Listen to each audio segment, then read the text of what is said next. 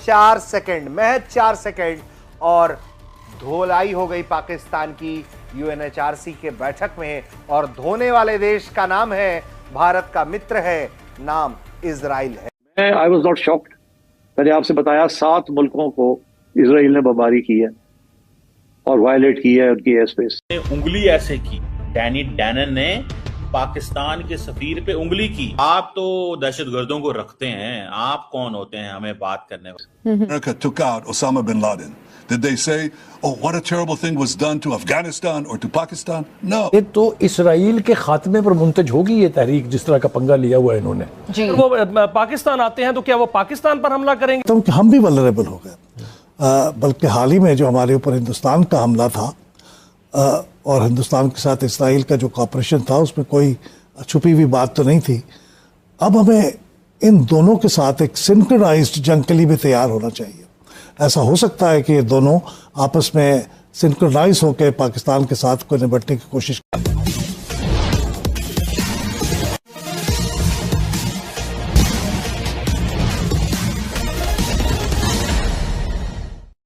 उंगली ऐसे की, डैनी डैनन ने पाकिस्तान के सफीर पे उंगली की। अगर हमारे पास न्यूक्लियर वेपन ना होते, मिसाइल पावर ना होती, तो जिस तरह इजराइल लेबनान और सीरिया के साथ करता है, इंडिया ने रोज हमारे साथ करना। आप तो दहशतगर्दों को रखते हैं, आप कौन होते हैं हमें बात करने वाले? मेरी असेसमेंट है फॉर दिस प्रेपरेशन, बिकॉज ये सेशन पाकिस्तान ने, अल्जीरिया और सोमालिया ने स्पेशली कतर के लिए कॉल किया, तो the Indian diplomats at the UN they might have given such points. ये नहीं कि इजरायलियों को पता नहीं है इन चीजों का, या उनको they are not aware of Pakistan and history and all that. They might have given such points to India कि ये पॉइंट भी ऐड कर लीजिएगा, क्योंकि उसामा बिन लादेन वहां पे था, तो ये चीज है। अब इसकी भी एक लॉजिक है। अच्छा, सवाल ये पैदा होता है कि अगर उसामा बिन लादेन पाकिस्तान में था, व्हिच ही वाज देयर, जिसको कत्ल किया अमेरिकन ने through a special navy seal के ऑपरेशन के जरिए 2009 में आई थिंक, तो मुझे सिर्फ इतना इस चीज को समझना है कि क्या अलकायदा के दहशतगर्द दुनिया के किसी और मुल्क में मौजूद नहीं है? जब अमेरिका डेजी कटर बॉम्ब मारता था अफगानिस्तान की पहाड़ियों में, और उस वक्त के जो स्पेशल जनरल साहब थे, क्या नाम था उनका, माइक पॉवल आई थिंक हुआ करते थे, बाद में वो सेक्रेटरी ऑफ स्टेट भी आई थिंक बने एंड ऑल दैट, या सेक्रेटरी ऑफ डिफेंस बने। तो सवाल ये पैदा होता है, उस वक्त तो वो मारते थे, कह रहे थे हम अफगानी इनको मारेंगे, उन्होंने मारा, वो सारे वहां से निकले और पाक अफगान बॉर्डर खुला हुआ था, जो कि आज भी बहुत हद तक खुला ही हुआ है। अब हम उसको बंद करने की कोशिश कहते हैं, अफगानी कहते हैं इसको बंद ना करें, हमारे लोगों का आना जाना है इसमें से। दुनिया में कोई मुल्क ऐसा नहीं है जिस तरह हमारे साथ ट्रीट हो रहा है। हम बॉर्डर बंद करते हैं, अफगानी कहते हैं नहीं बॉर्डर खोल के रखो, हमने आना है। एक बात तो तय है कि despite all the limitations, Iran ने जो डिस्प्ले किया और जिस तरीके से फिर कतर के ही वजीर आज़म को रिक्वेस्ट करनी पड़ी कि इन्हें कहिए और ना मारें, क्योंकि हम जानते हैं उसकी कोई डेप्थ नहीं है, इजराइल एक जाली फेक स्टेट है। और उसके बाद अब वो सुना है कि वहाँ पे फुटप्रिंट्स हैं रशियन जो उनके दिफाई एडवाइज़र हैं, तो यही एक तरीका है इनको रोकने का, और तो कोई तरीका नहीं है। सोशल मीडिया जो अरबी सोशल मीडिया ये कह रहा है कि ये जो बागडोर है, इससे पहले जनरल राहिल शरीफ साहब वहाँ मौजूद हैं, एक जो मल्टी नेशनल फोर्स है वहाँ पे सऊदी अरेबिया में, तो वो कह रहे हैं कि भाई ये चाइना पे रिलाय करें और चाइना को अलाई बनाएं और पाकिस्तान लीड करे इसको। This is just a story on the social media. जाहिर है लोग सोचते हैं जब खौफ दामनगीर होता है तो maybe these are fantastic stories, maybe they are little unrealistic, मगर ये बात हो रही है। मगर ये तो हमने देखा कि ईरान ने उनको ऐसा सबक दिया कि अगर वो कोई 15-20 और फेंक देता तो मेरे ख्याल में वहाँ वो कुछ जगह बचनी ही नहीं थी। तो इस पे आप कैसे कमेंट करेंगे? Is there any possibility of तंग आमद बजंग आमद हो सकता है ऐसे जनरल साहब? देखें, ईरान ने जब मिसाइल हमले जवाब में इजराइल पे दागे और उनके तमाम डिफेंसिव सिस्टम को वो न्यूट्रलाइज करते हुए जाके गिरे, तो ट्रंप साहब भी कनाडा से वापस भागे अमेरिका की तरफ और इजराइल को बचाने के लिए। तो इजराइल जो कुछ करता है अमेरिका के बिहाफ पे करता है। आज अमेरिका उससे सपोर्ट हटा ले, इजराइल का वजूद खत्म हो जाएगा। और ये इजराइल और इंडिया लातों के भूत हैं, ये बातों से नहीं मानेंगे। अगर आपके पास कैपेबिलिटी है, डेटरेंस क्रेडिबल है, तो ये बात आपकी सुनेंगे और आपसे डरेंगे। अगर आपने उनसे जो है बायलैटरल रिलेशन वैसे बातचीत की, वो आपको अंडरमाइन करेंगे। ये हिस्ट्री का सबक है। 4 सेकंड में हुए उस बेइज्जती की जो एक बार फिर पाकिस्तान को पूरी दुनिया के सामने हंसी का पात्र बना रहा है। ये बेइज्जती भारत के हाथों नहीं हुई है। भारत तो हमेशा ही पाकिस्तान की धुलाई करता रहा है, लेकिन इस बार 4 सेकंड, महज 4 सेकंड और धुलाई हो गई पाकिस्तान की UNHRC के बैठक में। और धोने वाले देश का नाम है, भारत का मित्र है, नाम इजराइल है। दरअसल वाकया यह हुआ कि UNSC के मंच में इजराइल की ओर से कतर की राजधानी पर हमले की निंदा की गई। अमेरिका सहित सभी 15 सदस्यों द्वारा तनाव कम करने पर सहमति बनी। इजराइल हमले की चर्चा के दौरान पाकिस्तान के प्रतिनिधि ने एक वक्ता को बीच में बोलते हुए टोक दिया और फिर पाकिस्तान को पूरी दुनिया के आगे शर्मिंदा होना पड़ा।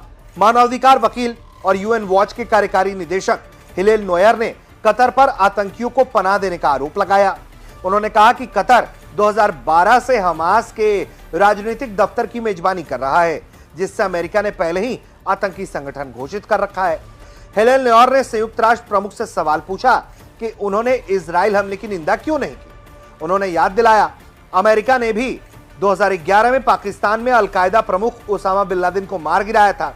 तब उस समय के संयुक्त राष्ट्र प्रमुख ने कहा था कि न्याय हो गया है। हिलेल ये बोल ही रहे थे कि पाकिस्तान के प्रतिनिधि ने उनकी बात काट दी। पाक प्रतिनिधि ने संयुक्त राष्ट्र मानव परिषद के अध्यक्ष से कहा कि यह ध्यान रखा जाए कि कोई भी वक्ता संयुक्त राष्ट्र चार्टर और सदस्य देशों की संप्रभुता का उल्लंघन न करे। पाक प्रतिनिधि बोले, हम पर लगाए गए बेबुनियाद इल्जामों को हम खारिज करते हैं। जैसे कि पाकिस्तान ये बताने की कोशिश कर रहा था कि ओसामा पाकिस्तान में नहीं मारा गया, किसी सुदूर प्रांत में मारा गया जिसका पाकिस्तान से कोई लेना देना नहीं। और यही हुआ फिर से, जब पाक प्रतिनिधि ने बीच में उन्हें टोका, तो पाक प्रतिनिधि के बीच में टोकने के बाद UNHRC अध्यक्ष ने, जो हिलेल नोयर हैं, उनका माइक चालू कर दिया और बताया कि उनके पास महज अब 4 सेकंड है अपनी बात रखने के लिए। पाकिस्तान के प्रतिनिधि के बीच में टोकने और हिलेल नोयर ने इसे लपक लिया और फिर तुरंत पलटवार कर दिया। हिलेल ने कहा कि माननीय अध्यक्ष, पाकिस्तान भी आतंकवाद का समर्थक देश है, पाकिस्तान भी आतंक का समर्थक देश है। इस वाक्य ने पाकिस्तान के प्रतिनिधि को शर्मिंदा करने का देखिए काम तो कर ही दिया, क्योंकि पाकिस्तान जब भी इस तरह के मंचों पर प्रोपेगेंडा फैलाने की कोशिश करता है, खुद को पीड़ित बताने की कोशिश करता है, तो इस बार जो है वो हाथों हाथ उसकी धुलाई हो गई। और जो इजराइल ने कतर पर हमला किया, जहां हमास को टारगेट किया गया था, उसको लेकर जब बातचीत हो रही थी, तो उस दौरान इजराइल के मसले पर पाकिस्तान की एक बार फिर पिटाई हो गई। हम कहते हैं पासपोर्ट लेके, वो कहते हैं हमने वीजा लेना ही नहीं है, हमने वैसे ही क्रॉस करके आना है। तो मतलब पॉइंट तो यहाँ पे ऐसे है ना भाई साहब, ये आप देख लें। और पाकिस्तान को वो कहता है जी इंटरनेशनल लॉ की, पाकिस्तान कहता है इजराइल ने इंटरनेशनल लॉ की, वो कहता है जी तुमने इंटरनेशनल लॉ की वायलेशन की। पाकिस्तान कहता है जी सीरिया, लेबनान, ईरान, यमन, दुनिया के हर मुल्क में तुम लोग हमले करते हो, मिलिट्री स्ट्राइक्स करते हो, गजा में तुमने की, ठीक है ना जी, ये सारा कुछ हुआ। उसने कहा जी गजा में किया, सब कुछ किया, तुम लोग तो ये आप पाकिस्तान ये डैनी डैनन को वहां पे कह रहे हैं। वो कहता है जिस तरह 9/11 अमेरिका के लिए, 7 अक्टूबर इजराइल के लिए। अच्छा, सवाल ये पैदा होता है, हर मुल्क ने एक 7 अक्टूबर बनाया हुआ है। पाकिस्तान के अंदर 90,000 बंदा मार गया। पाकिस्तान जो है वो कोई इस तरह की जो आइकॉनिक चीज एस्टेब्लिश नहीं करता। ठीक है, APS में जो अटैक हुआ था दैट इज देयर, उसकी हमें जो है वो समझ आती है। But the point here is कि APS अटैक को क्या आपने वो सिंबलाइज किया या कितनी देर सिंबलाइज करके रखा, ये थोड़ा सा पॉइंट जो है ना that is interesting by the way. ठीक है, इस पॉइंट को थोड़ा स्टडी करना चाहिए हमें। लेकिन मैं इस पे अगर मैं इफ आई वर नॉट, आप देखें, आपने जब बात कर रहे होते हैं ना उस पे इस तरह के फोरम्स के ऊपर, तब आपने और अंदाज से बात करनी होती। लेकिन ग्राउंड लेवल पे क्या चीज है, ग्राउंड लेवल पे चीज डिफरेंट है। सवाल ये पैदा होता है कि जब अलकायदा अफगानिस्तान में थी और अलकायदा को बनाया किसने, और अरब वर्ल्ड से इनको रिक्रूट कौन कर करके अफगानिस्तान लाता था, अरब वर्ल्ड से इनको रिक्रूट कर करके कौन अफगानिस्तान लाता था, किसने इन अरबियों को रिक्रूट किया, क्या 9/11 जब हुआ उसमें एक भी पाकिस्तानी मुलव्वस था? पाकिस्तान का ये काम ही नहीं है, ये तो अलकायदा था, लेड बाय द अरब्स। बाद में अरब्स जो है वो सीधे हो गए, उनको लोगों ने कहा जी हम तो ये चीज नहीं कर रहे, समझ रहे हैं जनाब, हम तो ये चीज नहीं कर रहे। समझ आ रही है आपको इस बात की? अब मैं तो सिर्फ इतनी ही आपको बात बता सकता हूँ, या मैं तो आपको इतनी ही बात कर सकता हूँ, ठीक है, कि यार ये चीजें जो है ना ये चीजें दे आर देयर, ठीक है जी। सो इसी से आप अंदाजा लगा लें कि अब ओसामा बिन लादेन अरबी, नॉट पाकिस्तानी। जिन लोगों ने 9/11 में हमले किए सारे अरबी, कोई पाकिस्तानी नहीं है। जंग लड़ी पाकिस्तान ने, बंदे मरवाए पाकिस्तान ने, थिएटर ऑफ वॉर क्या बना पाकिस्तान। तो इस चीज को थोड़ा सा हमें देखना चाहिए। और दूसरी बात यह है कि अलकायदा जो है वो उसका हमारे से क्या लेना देना है। हमने तो अलकायदा खत्म की है। और ये बात अमेरिकन क्या नहीं कहते, कहे ना अमेरिकन के हमने ये नहीं की, कहे ब्रिटिश, कहे दुनिया के बाकी ममालिक के पाकिस्तान ने नहीं की, सब कहेंगे पाकिस्तान का बड़ा इंपॉर्टेंट किरदार है इसमें। एवरीवन वुड से, स्वाय इंडिया और इजराइल के, ये दो ममालिक हैं, वो for their own political and वो रीजंस के लिए वो कहते रहते हैं। समझ रहे हैं जनाब? तो ये इतनी कोई वो चीज नहीं है जिसको ये कहा जाए कि जनाब ये तो मुझे ऐसे लगता है कि पाकिस्तान और इजराइल का जो डिप्लोमेटिक राइवलरी है दैट विल एक्सपैंड, वो एक्सपैंड होगी, ये याद रखिएगा, वो कम नहीं होगी। समझ रहे हैं? वो एक्सपैंड होगी, तो कम नहीं होगी। उसकी वजह यह है कि हमें we have realise this thing very clearly. हमने इस चीज को बहुत क्लियरली रियलाइज कर लिया। हमने इस चीज को बहुत क्लियरली रियलाइज कर लिया कि भाई नुकसान हमारा हुआ है। किसका नुकसान हुआ है? मैं आपको सबसे इंपॉर्टेंट बात बताऊं जो मैं अक्सर कहता हूं, 2003 से लेके एंड देन 2025 इंडिया को अनइंटरप्टेड मौका मिला ग्रोथ का। और पाकिस्तान किस चीज में मसरूफ हो गया? दहशतगर्दी, war and terror, TTP, BLA।